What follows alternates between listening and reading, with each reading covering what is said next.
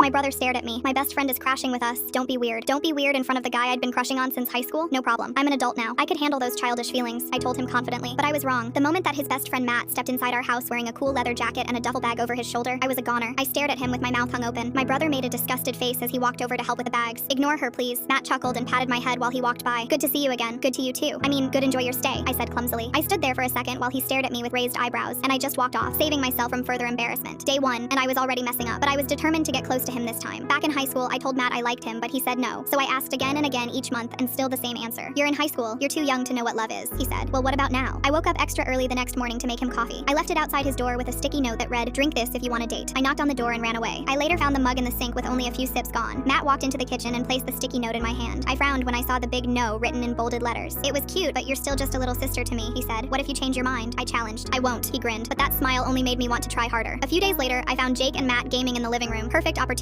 I squeezed between them on the couch. What are we playing? I asked, grabbing the spare controller. We are playing Smash Bros. You are playing nothing, my brother said coldly. Matt handed me a spare controller. If you really want to play, why not? But I was terrible, like embarrassingly bad. But then Matt made the mistake of laughing when I died for the 10th time, and something in me snapped. I locked in, and 20 minutes later, I was sitting there trash talking alongside them like I'd been gaming my whole life. Eat my dust, I shouted when I finally knocked out his character. That was pure luck, he said with a grin. Luck? I destroyed you. Admit it. I'm amazing, I said, completely lost in the heat of the game. He looked at me with this soft expression that made my heart race. You're something, he mumbled. All three of us fell silent until my brother groaned. Gross. Get a room and leave me out of it. Just like that, game night ended, but something changed between me and Matt. I wasn't sure if it was all in my head, but things were steadily getting romantic between us. So 2 nights later, I chose violence. And by violence, I mean the scariest horror movie I could find. Because nothing more adult than being able to handle scary movies now, right? I ran into Matt's room and smiled. Movie night? I suggested innocently, holding up my laptop. What movie? Matt asked suspiciously. Just a thriller. Nothing too scary. It was absolutely terrifying. Within minutes, I was gripping onto his arm, barely peeking out under my blanket. By the halfway point, I was basically in his lap with my face buried in his shoulder. You did this on purpose, he whispered during a quiet scene. Did what? I mumbled into his shirt. Picked the scariest movie ever made. Maybe, I said. He shifted, and suddenly we were facing each other, really close. His hand came up to tuck my hair behind my ear. What are you doing to me? He asked softly. Hopefully changing your mind, I breathed. I felt my heart race as he leaned closer, but then he stopped and shut down the laptop. That's it for movie night. He left his room and hung out with my brother the rest of the night, and in the morning, my brother dropped a bomb. Matt is leaving tomorrow. His apartment's all fixed, my brother announced over breakfast. I dropped my spoon. Where is he now? I asked. Doing laundry. I sped off instantly and blocked the doorway. I need you to listen. This is the last time I'm going to confess to you, and if you say no, I'll really stop. I've chased after you for years, and all you ever do is run away, I said. He dropped the basket down on the floor and stared at me with a serious expression. You're my best friend's sister. You don't understand what you're asking for. What I'm asking for is a chance, I said softly. No, the word hit me like cold water. Is that your final answer? I asked quietly. I nodded, surprised at how calm I felt. Okay, I understand. I won't bother you anymore. I walked past him and didn't look back. I was done humiliating myself. I meant what I said. No more coffee outside Matt's door. No more trying to sit next to him. When he walked into a room, I walked out. He knocked on my door, texted me, but I avoided him. The next morning, his last morning, I tried to sneak out the back door, but he was already there on the porch steps waiting. He grabbed my hand and said, I can't do this anymore. I like you. I froze.